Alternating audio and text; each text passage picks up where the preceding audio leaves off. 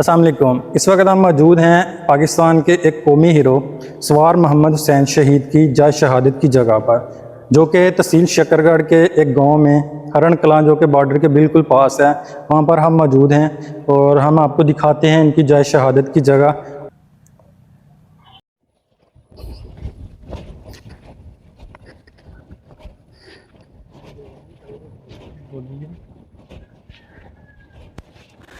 یہ وہ جگہ ہے جہاں پہ سوار محمد حسین شہید نے جامِ شہادت نوش کیا تھا۔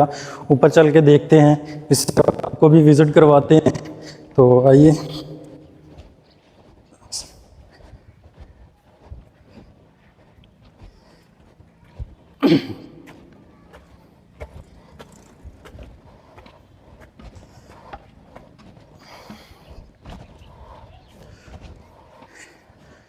یہ وہ جگہ ہے جہاں پر سوار محمد حسین شہید نے جامِ شہادت نوش کیا تھا، تو ان کا یہ گورنمنٹ کی طرف سے ان کو اعزاز ہے اس جگہ پر۔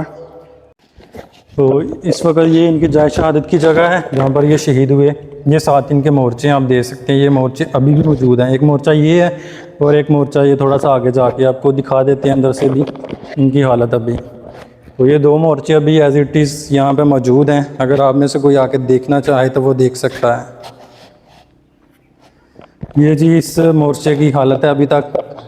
یہ مورچے ہوتے ہیں، یہاں پہ فوجی جوان اندر بیٹھ کے دشمن کا مقابلہ کرتے ہیں، ان کے اوپر نظر رکھتے ہیں۔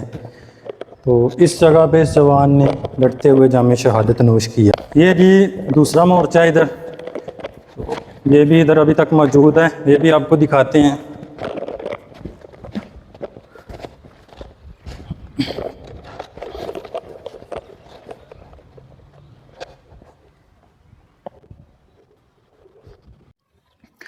وہ آپ کو بتاتے ہیں اس جوان کی تاریخ کے بارے میں۔ تو قوم کا یہ ہیرو 15 جون 1949 کو ضلع راولپنڈی کی تحصیل گوجر خان کے ایک گاؤں ڈوک پیر بخش میں پیدا ہوا، اور سوار محمد حسین شہید جو اپنے والدین کا اکلوتا بیٹا تھا، ان کے والدین نے ان کی پرورش جو ہے نا بڑی جوان مردی، خودداری اور دلیری کے ساتھ ان کی پرورش کی تھی۔ اور سوار محمد حسین شہید نے 3 ستمبر 1966 کو پاک فوج میں بطور ڈرائیور جو ہے نا اپنی جاب شروع کی تھی، اور ان کی جو ہے نا پوسٹنگ 1971 کی جنگ میں ان کی پوسٹنگ ادھر شکرگڑھ سیکٹر میں جو گاؤں ہے ایک ہرڑ کلاں، وہاں پر ہوئی تھی۔ اور ان کا کام یہ تھا جنگ کے دوران کہ یہ اپنے یونٹ کو، اپنے آفیسرز کو، اپنے جوانوں کو جو اسلحہ فراہم کر رہے تھے۔ ڈیوٹی کے مطابق سوار محمد حسین شہید مطمئن نہ تھے، کیونکہ وہ سمجھتے تھے کہ وہ فارغ بیٹھ کے تو اپنا وقت برباد کر رہے ہیں، محفوظ مقام پہ بیٹھے ہیں، جبکہ ان کے دوسرے بھائی جو ہیں وہ آگے جنگ پہ بارڈر کے اوپر لڑ رہے ہیں۔ تو انہوں نے اپنے کمانڈنٹ آفیسر کو درخواست کی کہ مجھے بھی اجازت دی جائے، میں آگے جا کے لڑوں۔ تو ان کے کمانڈر صاحب نے ان کی درخواست جو ہے نا وہ نہیں مانی کہ آپ بطور ڈرائیور ہیں، سپلائی کر رہے ہیں اور آپ کی ٹریننگ نہیں ہے کہ آپ آگے لڑ سکیں۔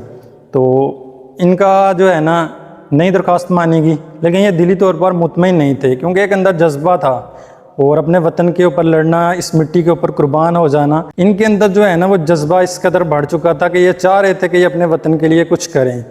تو 7 ستمبر کے دن انہوں نے دوبارہ اپنے آفیسر سے درخواست کی کہ ان کو آگے جا کے اسلحہ فراہم کرنے اور لڑنے کی اجازت دی جائے۔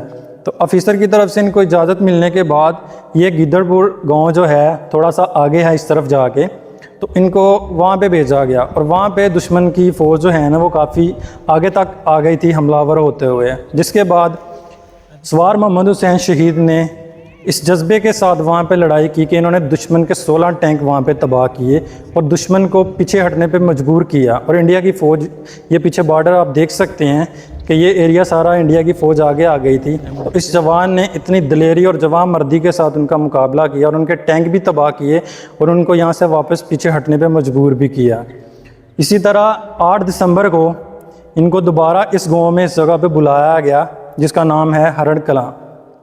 تو انہوں نے پوری رات دشمن کا مقابلہ کیا، 2 دن تک یہ ادھر اپنے ساتھ اپنے ساتھیوں کے ساتھ ان کی مدد کرتے رہے اور دشمن کا مقابلہ کرتے رہے۔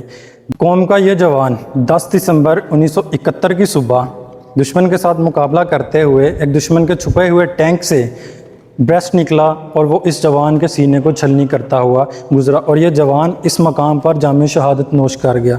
ये वो जगह है जहाँ पर इन्होंने अपने मुल्क के लिए, अपने वतन के लिए और हम जैसे लोगों के लिए कुर्बानी दी कि ये मुल्क महफूज रहे और हम जो है अपनी आज़ादी के साथ इस मुल्क में अपनी ज़िंदगी गुजार सकें। तो ये कौम के वो बहादुर जवान हैं जिन्होंने इस वतन के लिए अपनी ज़िंदगियाँ कुर्बान की हैं। तो हम इस जगह पर आज आए थे देखने, तो ये हमारी कौम के हीरो हैं। अगर आप लोग भी इस जगह पे आना चाहें तो ये मकाम जो है शक्करगढ़ से तकरीबन 15 से 20 किलोमीटर के फासले पर बारन फाटक से थोड़ा आगे निकलेंगे आप राइट साइड, ये वो जगह है जहाँ पे इनकी जाए शहादत हुई थी और ये इनके कुछ यहाँ पे मोर्चे वगैरह भी अभी मौजूद हैं। सवार मोहम्मद हुसैन की ज़िंदगी हमें ये सबक देती है कि ज़िंदगी का सबसे बड़ा एजाज़ ये है कि अपने मुल्क, अपने वतन, इस मिट्टी के लिए शहीद हो जाना, इससे बढ़कर कोई एजाज़ नहीं है। अगर आपको ये वीडियो अच्छी लगी है तो प्लीज़ इस चैनल को सब्सक्राइब करें और वीडियो को लाइक करें। मज़ीद इस तरह की वीडियो के लिए इस चैनल को देखते रहें। अल्लाह हाफिज़।